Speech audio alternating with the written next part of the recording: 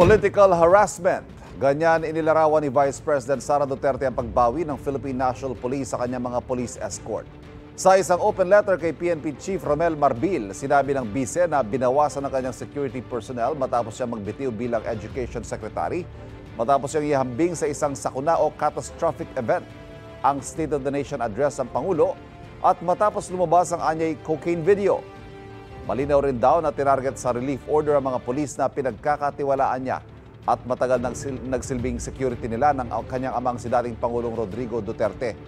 May nakikita ring mali siyang bise sa paglabas ng video nila mag-anak sa NAIA nang paalis sila pa Germany noong Miyerkules, kasagsagan ng bagyong Karina at hanging habagat.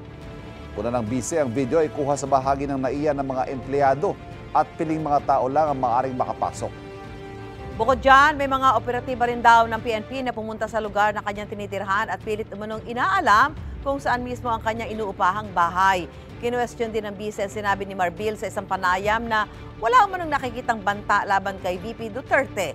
Hindi raw ba may tuturing na banta kung may harassment na nanggagaling mismo sa mga tauhan ng gobyerno? Sinubukan ng GMA Integrated News na makuha ang pahayag ni Marbil, pero tumanggi siyang magpaunlak ng panayam nang dumalo sa isang pagdinig sa kamera kahapon. Kapuso, para laging una ka sa mga balita, bisitahin at mag-subscribe sa GMA Integrated News sa YouTube. Sa mga kapuso abroad, samahan niyo kami sa GMA Pinoy TV at sa www.gmanews.tv.